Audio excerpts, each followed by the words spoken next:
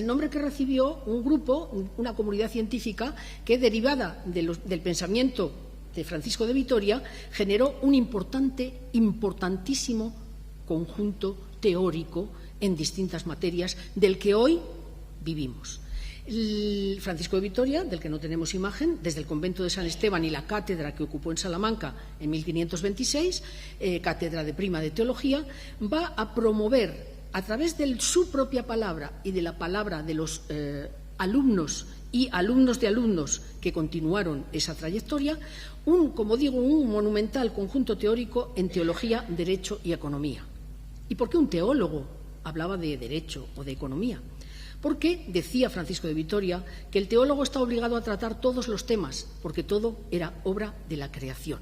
Pero como teólogos, en teología, fue lo que en principio más impactó o era su cometido más apropiado. En la teología, sin embargo, empezaron a analizar temas nuevos. Por ejemplo, la búsqueda de la verdad, no la búsqueda de Dios, la búsqueda de la verdad, la investigación sobre la verdad.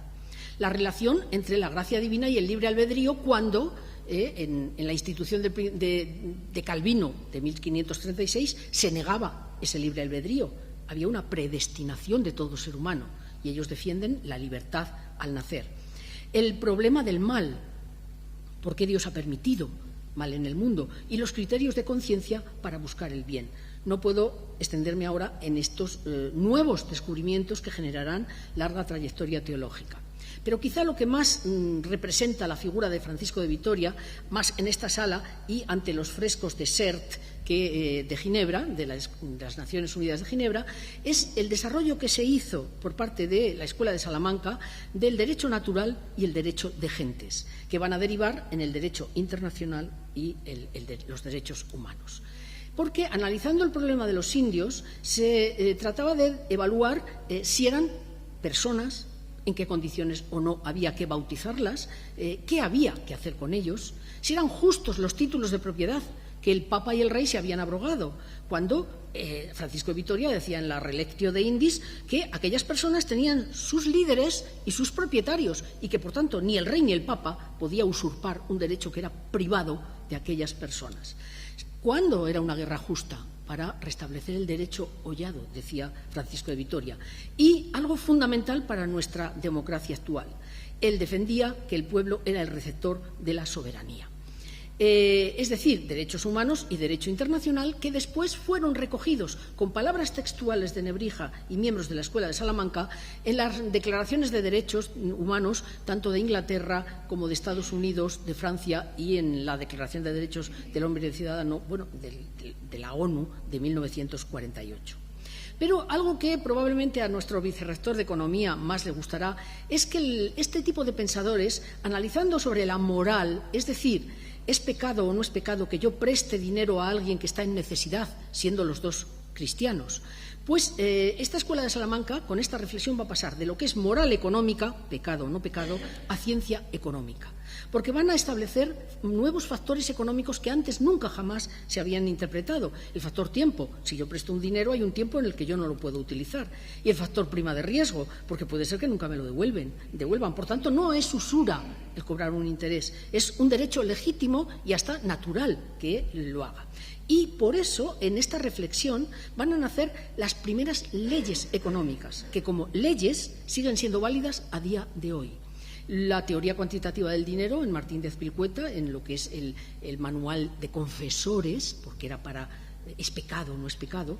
Él decía que él notaba que cuanto más dinero había en un país, pues la situación de la inflación cambiaba. Es decir, que hay una relación entre el volumen de dinero y el nivel de los precios. También la cuestión de la paridad de las divisas, porque una divisa puede valer en un momento más u otro, o el cambio de divisa puede favorecer o empeorar esos cambios. Y la tercera ley, lo que era el valor subjetivo, porque no era lo mismo lo que valía este teléfono aquí que hay muchos teléfonos o en un lugar donde no haya ningún teléfono. Es el mismo bien, pero el valor relativo y subjetivo es distinto.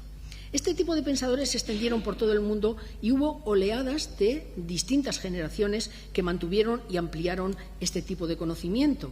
Y, de hecho, hasta en la prensa habitual aparece la idea de que la economía nació en Salamanca.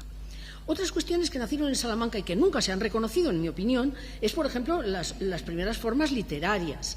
Lo que son las primeras obras dramáticas conservadas se dieron en Salamanca, las de Juan de la Encina. El género de la celestina y sus tradiciones de literatura celestinesca. El género y subgénero de la novela picaresca.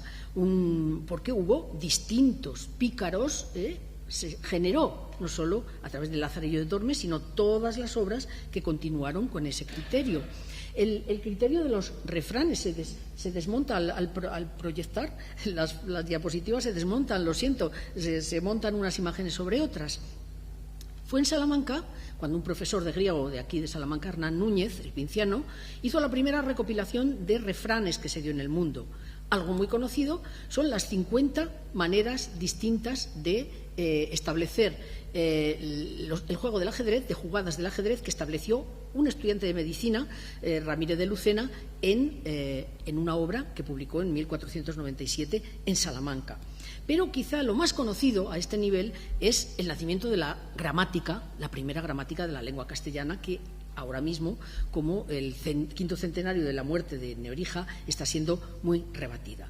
Evidentemente, no fue comprendida ni por la reina ni por nadie en un momento, cuando en ese momento la reina se planteaba ¿y para qué sirve una gramática de una lengua viva? Y entonces el amigo de Nebrija, el arzobispo Fernando de Talavera, pues le dijo a la reina, porque la lengua será la compañera de un imperio. Si usted quiere un imperio, necesita un idioma, ¿no?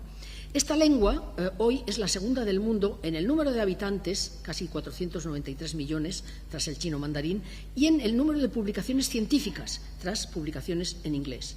Y ha tenido un crecimiento en Internet del 1.511% en los últimos 22 años, mientras que solo ha tenido el 743% de crecimiento el inglés. Pero lo que es más desconocido son la cantidad de nuevas cosas que hizo Nebrija en otras obras en Salamanca. Fue el primero que reclamó derechos de propiedad de las obras y cobrar un derecho de autor. Pero además él era el que preparaba los textos, los imprimía, estaba pendiente del impresor de dónde poner las letras, las cajas de escritura y luego de venderlo. Él abrió tienda en Salamanca y en la calle Libreros, en cuanto salimos enfrente, él abrió ahí en una casa que tenía alquilada al Cabildo, abrió una tienda de libros. Es decir, que este hombre, además, se convirtió en un modelo de intelectual nuevo, un modelo que es el antecedente de lo que hoy tenemos en las universidades, un parque científico.